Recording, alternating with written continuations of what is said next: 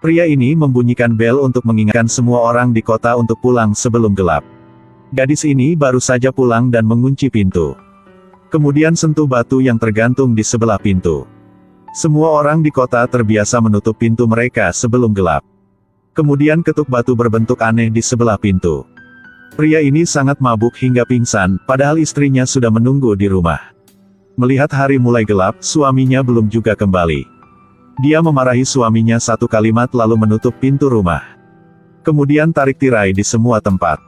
Putrinya sedang bersiap-siap untuk tidur ketika dia mendengar seseorang mengetuk pintu. "Meo, aku nenek kamu, aku di luar." Setelah memikirkannya, dia masih pergi ke jendela dan membuka tirai. Seorang wanita tua dengan senyum iblis berdiri di jendela. Gadis kecil itu berkata, "Kamu tidak terlihat seperti saudara." Pada titik ini, ibunya masuk ke kamar dan berkata, "Ini bukan kerabat." Wanita tua itu berkata dia sangat kesepian, jadi dia bisa membiarkannya di kamar. Wanita itu berteriak, "Jangan buka pintunya." Tapi sudah terlambat, wanita tua itu segera mengungkapkan wujud aslinya. Keesokan paginya ketika dia sampai di rumah, pria itu melihat tetangganya berdiri di pintu. Kapten naik untuk memberinya tamparan. Kapten berteriak, "Kenapa punya anak kecil kau tidak perbaiki jendela?"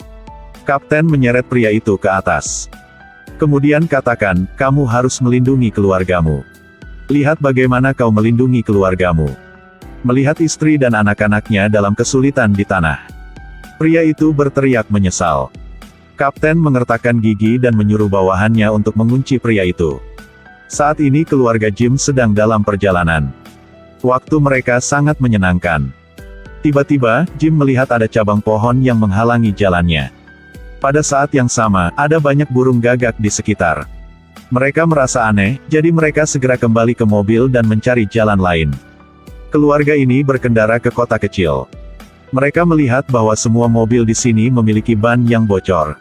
Mereka membawa keraguan secara bertahap ke depan. Sekelompok orang berbalik untuk melihat mereka pada saat yang sama. Seluruh keluarga melihat perilaku orang-orang yang sangat aneh. Jim mengumpulkan keberanian untuk keluar dari mobil dan bertanya kepada orang banyak. Tapi tidak ada yang memperhatikannya. Hanya kapten yang memperhatikannya. Jim bertanya, "Jalan mana yang harus saya lalui untuk sampai ke jalan raya?" Kapten bertanya lagi, "Apakah kamu pergi dengan keluargamu?" Jim menjawab, "Ya." Kapten membeku selama beberapa detik. Kemudian beritahu mereka, "Teruslah bergerak maju." Jim berterima kasih padanya dan pergi. Kapten memandang mereka dengan mata aneh. Keluarga Jim segera pergi. Tetapi mereka menemukan bahwa mereka baru saja melewati tempat ini. Jim berkata, "Tidak mungkin." Putri Jim merasa takut. Pada saat ini, seorang gadis muncul. Jim menghentikan mobil dan menanyakan arah, tetapi gadis itu pergi tanpa berkata apa-apa. Mereka hanya bisa maju ke depan. Keluarga mendiskusikan apakah mereka memperhatikan atau tidak, jadi mereka kembali ke sini. Ketika Jim merasa khawatir, dia melihat gudang yang dia lewati. Istri Jim merasa sulit untuk mengerti. "Kami jelas baru saja melewati daerah ini. Lalu kenapa sudah kembali lagi?" Jim dengan cepat menghentikan mobil dan berbalik. Kapten berpikir saat yang tepat telah tiba. Harus meminta bawahan untuk mengambil paku. Mereka dengan cepat membentangkan karpet paku di jalan utama. Begitu keluarga Jim kembali, mereka harus melewati dasar kuku. Gambar yang sangat akrab. Melihat cara kerja mereka, tentu ini bukan yang pertama kali. Keluarga Jim sedang dalam perjalanan tadi. Sebuah mobil muncul di depan. Istri Jim ingin mendekati mobil untuk menanyakan situasinya, tetapi mobil lain tiba-tiba melaju kencang. Jim hanya bisa mengubah arah mobil. Mereka akhirnya mengalami kecelakaan tepat di sisi jalan. Jim tertimpa cabang pohon. Istrinya juga dalam keadaan koma. Gadis itu hanya bisa bergerak sedikit.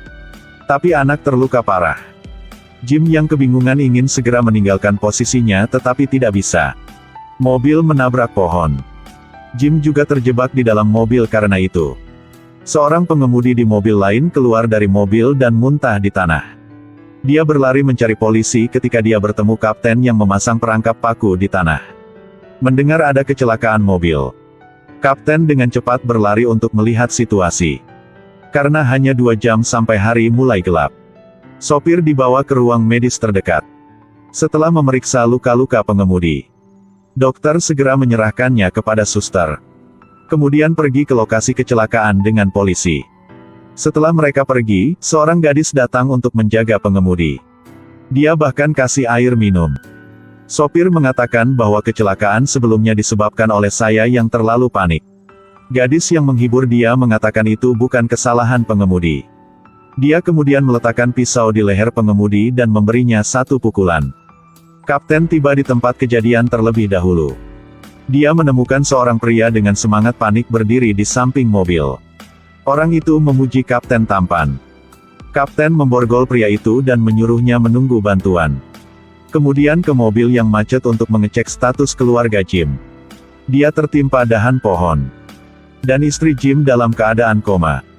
Tidak ada yang salah dengan gadis itu. Hanya putranya yang terluka parah. Penyelamatan juga telah tiba saat ini. Dokter segera datang untuk memeriksa pria yang diborgol itu. Dia tidak apa-apa. Pria itu menemui dokter dan berkata dokter sangat cantik. Saat ini, polisi menyuruh dokter untuk pergi dan melihat situasi keluarga Jim. Mereka mengeluarkan keluarga Jim dari mobil terlebih dahulu. Seluruh keluarga baik-baik saja. Dokter berkata, ini akan memakan waktu setidaknya 1 jam untuk mengobati luka anak itu. Tapi itu hanya 40 menit sampai gelap. Sang kapten tak berdaya, hanya bisa memutuskan untuk bermalam di dalam mobil. Karena dia ada membawa batu. Polisi melaju cepat untuk membawa keluarga Jim kembali ke kota. Tapi paku yang mereka pasang pada jebakan barusan menyebabkan ban meledak. Sekarang sudah mulai gelap. Dia menyuruh istri dan putrinya Jim untuk bergegas kembali ke kota. Pada titik ini, kapten sudah menggantung batu di mobil. Jim tidak mengerti mengapa kapten melakukan itu. Kapten segera menjelaskan bahwa itu aman. Jim mulai panik. Kemudian terdengar suara keras. Kapten segera berkata, mereka telah tiba. Kerumunan mulai mendekati mobil.